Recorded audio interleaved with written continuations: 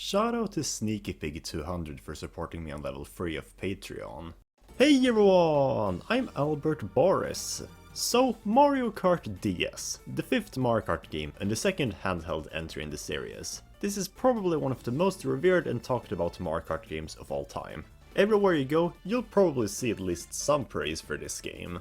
Which I don't necessarily always agree with. If you're familiar with me, you probably know that I'm in the minority when it comes to this game, because I quite frankly could never really get into this game, despite playing it a lot in my childhood. I even made a review on it, where I went through why I thought it was kinda bad compared to the rest of the Mario Kart series. On the whole, I've definitely noticed that my experience with this game has been wildly different compared to most people, including the debate for what are the best Mario Kart DS courses. Although I don't dislike the course selection, not at all necessarily, I've definitely noticed just how different my opinions are on the courses. So I thought, why not make my own top 10 list on what I believe to be the best Mario Kart DS tracks, to offer a slightly different perspective.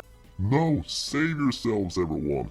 Don't get brainwashed by his awful opinions. Oh dear, Bertel Oris, my evil twin brother. Wait, what happened to your voice? I'm having a sore throat, so I will unfortunately sound like my old self, but the point is, I'm here in defense of Mario Kart DS, since I know your list is gonna be bad and won't give the game justice. Well, you haven't even seen the list yet, but oh well. With all that being said, let's get started with number 10. So this is a fun track to start the list off with, Mario Circuit. This is a track that not a lot of people really talk about. It only first seemed to gain relevance when I discussed the potential for a remake with this course, but otherwise, this track has always been really underrated, which is a bit of a shame because I think it's actually quite decent. Mario circuits are typically known for being rather simple and generic tracks, only beating out the opening tracks like Luigi Raceway or Figure 8 circuits. Personally, I've always had a bit of a soft spot for Mario circuits, just for the fact that a lot of them tend to incorporate nature in their tracks. DS Mario Circuit has that, but with one major difference as a frosting, it's much more difficult than any other Mario circuit. Most Mario circuits are just figure 8s, but even when they're not, they still tend to be relatively easygoing, with not a lot of hazards or tight turns. DS Mario Circuit can actually be quite challenging though. There's a lot of places where you can fall off or fall victim to a hazard, but the cherry on top are all the 80-degree turns that pop up halfway through.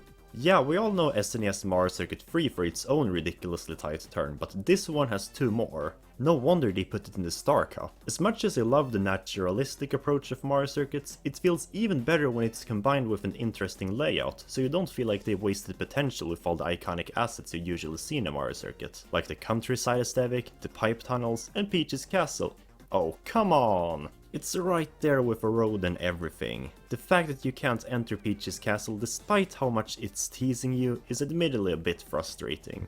But hey, maybe we can see this track remade for the Mario Kart 8 Deluxe Booster Course Pass, with a route through this. Nah, Albert, you're just coping. You think they'd remodel the entire castle just so you can drive through it for 2 seconds? Maybe, maybe not. In any case, that's not relevant to this video, Bertel. I already made a video about that topic. Make sure to check it out while you're done with this video. No, don't do it, he's gonna brainwash you. In any case, let's move on. This is probably one of the lowest spots I've ever given to Rainbow Road on a Nitro Mario Kart course ranking. Ever since the very first Mario Kart game, the final Nitro track has always been a reincarnation of the Rainbow Road theme, usually featuring the most difficult level design yet and the most breathtaking atmosphere with rainbow aesthetics. With so many different Rainbow Roads, some are bound to be worse in quality due to perhaps lack of new ideas, and DS Rainbow Road is perhaps the biggest victim of this. Out of all the Rainbow Road courses, this is easily the most forgettable one. In a way, it's kind of the opposite to Mario Circuit. While that was an outlier in ambition and difficulty in contrast to its underperforming peers, Rainbow Road in this game is just not that crazy. On one hand, you have the infamous loop and corkscrew, which in a weird way was the first dip into Mario Kart 8's anti-gravity feature, although it definitely came with some weird glitches. While that was a bit cool, it's a pretty minor part in an otherwise rather short and easy Rainbow Road, without any crazy big jumps. The best way I can put it is that it tries to be GCN Rainbow Road, but fails because of the DS's limitations. Some sections feel identical, and even the music feels like it's trying to copy it. However, while that is enough to make the track forgettable for Rainbow Road standards, it doesn't make it a bad course overall. Sure, it feels a bit cheap in its presentation, but there is an odd charm to it. Since Mario Kart DS is a portable game, hence something you won't really experience in its full glory on the big screen anyways, it makes some sense to have the final challenge of a more forgettable Mario Kart to also be less grand. And in that context, it's still one of the most epic Mario Kart DS tracks. I mean, you can't tell me this section with this part of the music doesn't feel epic.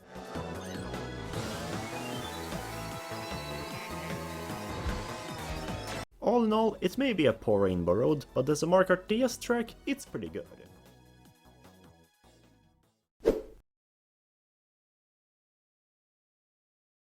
Okay, now this is gonna be a controversial pick. In 8th place, we have Yoshi Falls.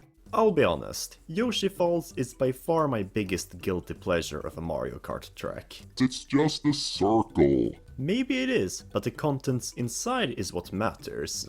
The atmosphere is spot on. The Nintendo DS has severe limitations, which caused a lot of tracks in this game, mostly retro, to feel very empty and barren. But somehow, Yoshi Falls is sprawling with atmosphere, from the highly detailed cliffs, the decorated wooden huts and bridges, the quiet jungle ambience. It nails at what little it has.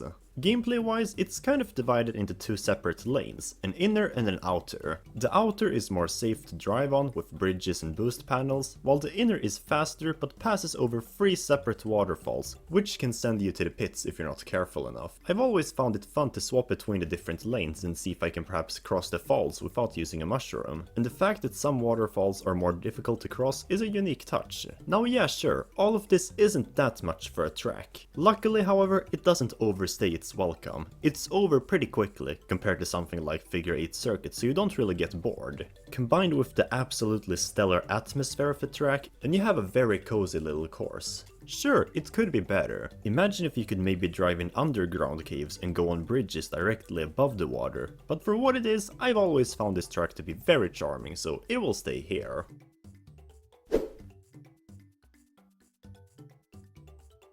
Next up, in 7th place, we have another kind of underrated and forgotten track, DK Pass.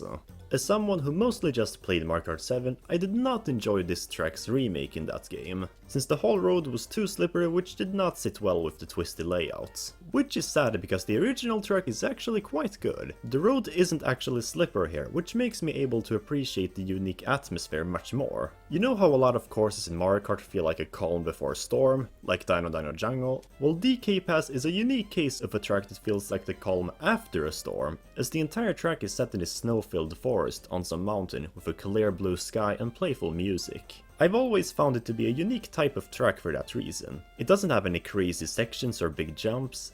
Wait, actually it kind of does. But even with this semi-big jump at the end, I've always enjoyed the more laid-back approach this one took. Sure, it can be cool with a really crazy track every once in a while, but sometimes you just want a track that speaks to your heart, and DK Pass kind of does that. Although with a few issues. The second half of the track, when you reach the forest with all the bumps and sudden drops in elevation, always left a somewhat bad taste in my mouth, as it messes up with the already poor controls of the game, so you very often bump into things here, which is like the worst feeling ever in Mario Kart DS. However, it's a small price to pay for a really atmospheric and heartful track.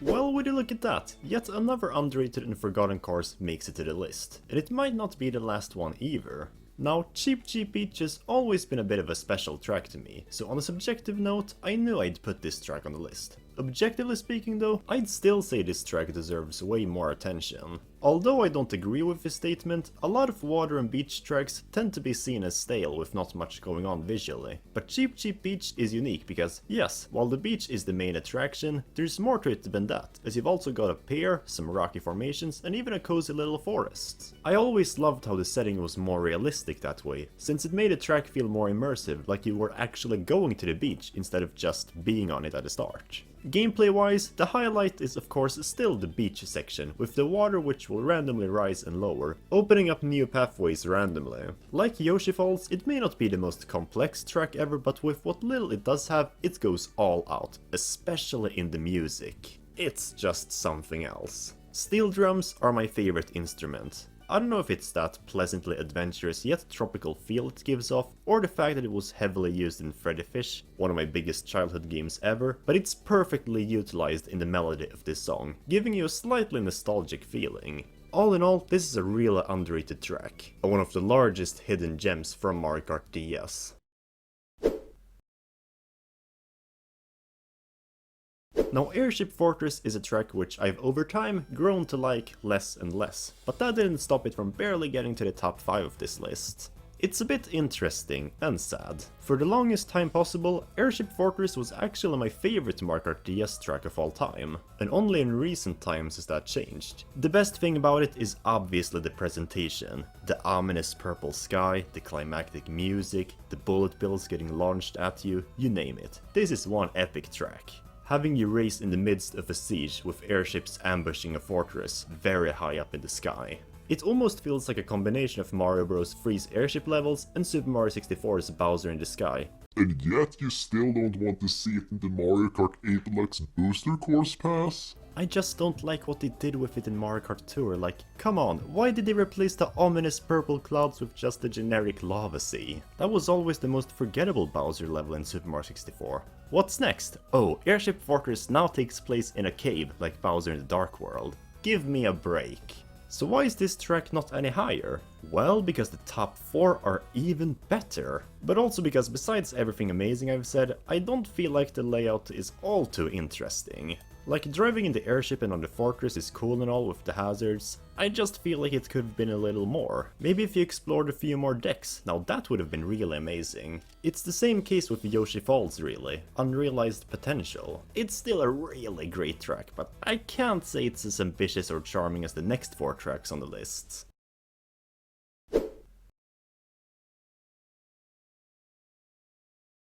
Now we're getting to the really good stuff, starting off with the cult classic Peach Gardens. Yeah, this track is one of a kind, that's for sure. Nowadays, most people are familiar with it from Wave 3 of the Mario Kart 8 Deluxe Booster Course Pass, since it completely threw everyone off by having you drive backwards on the final lap, including me. But how is it in the original Mario Kart DS? Almost as good actually, albeit for different reasons. This course is just so exciting, that's the best way to describe it. It's a massive royal garden with flower patches in the middle of the road, tall bushes and hedges, chain chomp guards just hopping around, you name it. The way all of these assets have been combined in this bright and cheery setting almost makes it feel like a maze you're trying to find a way out of. It makes for one of the most surprisingly engaging and interesting tracks to play, especially as the gameplay is quite unique with lots of alternate routes and off-road flower patches just chilling in the middle of the road, forcing you to either take the safe path or take a very steep risk. Peach Gardens is overall just a really amazing track.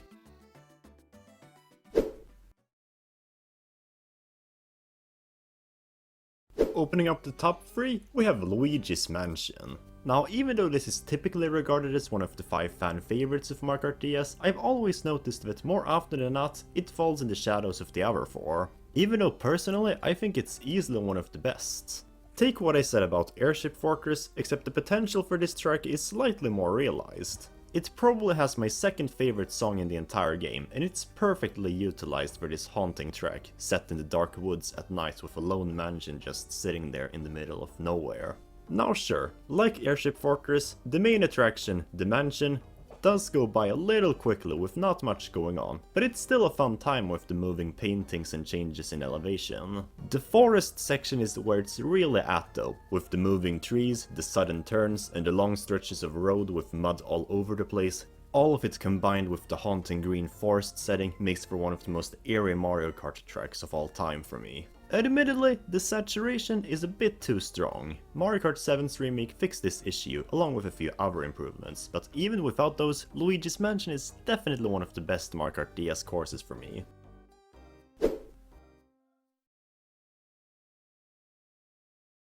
At number 2, we have the fan favorite Delfino Square.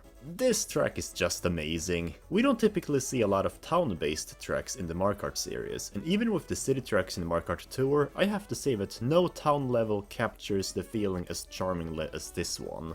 Okay, sure, it doesn't look like Delfino Plaza, the location which this track is based on, but like that hardly matters. It has the perfect coastal town atmosphere. The music has a really charming and relaxing, yet bustling feel to it, which is just the tip of the iceberg. The alleyways, the buildings, the bazaars, the pier, they not only strengthen the feel of wandering around a tourist town located by the coast of some land, but they also make for an amazing level design with alternate routes and some of the most interesting shortcuts in the entire series. Like, the pier and off-road alleys are both so out of the blue, but the fact that they're there only makes the track feel more alive. I did not even mention the epic drawback bridge at the end. That's how amazing this map is. In fact, it's pretty much tied with my number 1 pick. It's just that that track tackles an even more charming theme and somehow does it even better. But which is it?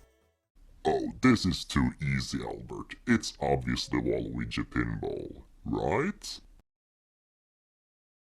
Right? To be completely honest with you guys, ever since I first got Mario Kart DS, there's always been one track that stuck with me forever, that I knew I'd always have a soft spot for. Mario Kart DS's track selection is not the best. A few are really good, but most of the time it just doesn't hold up to the other games. Then I got to the Flower Cup, beat Desert Hills, Delfino Square, and Waluigi Pinball.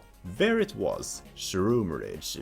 The game changed. It was almost like a window to my childhood that opened up. No massive overblown jumps, no overly ambitious section to blow your mind, just a nice road trip with your family up in the mountains. The music has this really soothing, almost melancholy vibe to it, almost to signify that your adventure is over, or a chapter of your life. In my case, I used to go on road trips to Norway a lot in my childhood, a land which resembles the setting of Shroom Ridge very much, but I haven't been back to it since like, I don't know, 5 to 6 years, and I don't know if I'll ever get the chance to return there. So that way it always kinda spoke to me, especially since the layout here is just perfectly created for the kind of track it is. The twisty turns by the edge of the mountains, the valleys with cliffs surrounding you, and the semi-difficult to avoid cars, adding to the realistic feeling. And somehow, despite this track being on the DS, the art style still somehow pops out so much.